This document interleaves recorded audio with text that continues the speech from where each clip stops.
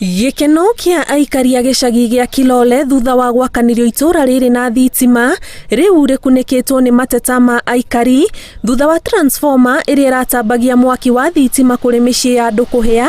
Aikari makiuga kiria matigitwo nakio no mucamo wa utheri wa thitima uria urakoretwo wambiriria kugarura itura riri kuona hinya wa thitima urakoretwo o undu wa kinya guku. Sikitiko ni kwamba ya huu moto tulilia moto, serikali ikatuletea, lakini sasa moto baada ya muda unapotea.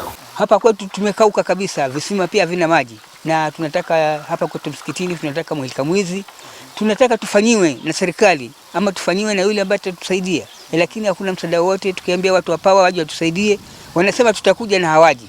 Tunateseka mateso makubwa sana, kwa sababu pia ukiangalia hizo tokeni zetu kwa hawa watu wa moto, wakileta huo moto wao utakuwa sisi tudaiwa, kwa sababu na hatukutumia huo moto, lakini deni litakuwa liko pale pale. Na hata transformer nyingine za vijijini pia zikipasuka, wakiitwa watu wa moto hawataki kuja. Ni thina ucungireire itura riri kwambiriria gucoka na thutha.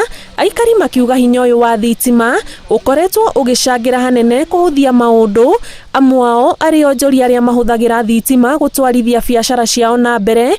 Nao aikari makiuga ona ciiko cia uhaguku wa ugitiri ni ciongererekete. Biashara pia zinaleta shida kwa sababu ya moto, hata nikiweka samaki wanaribika.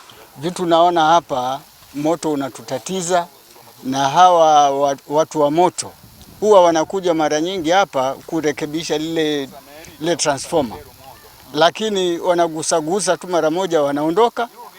Ukiangalia moto hakuna.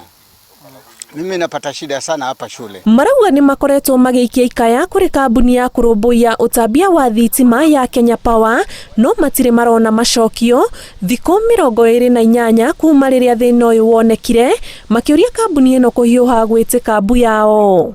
Ngiribotera Inooro TV, njitagwo Ani Ngigĩ wa Nyamu.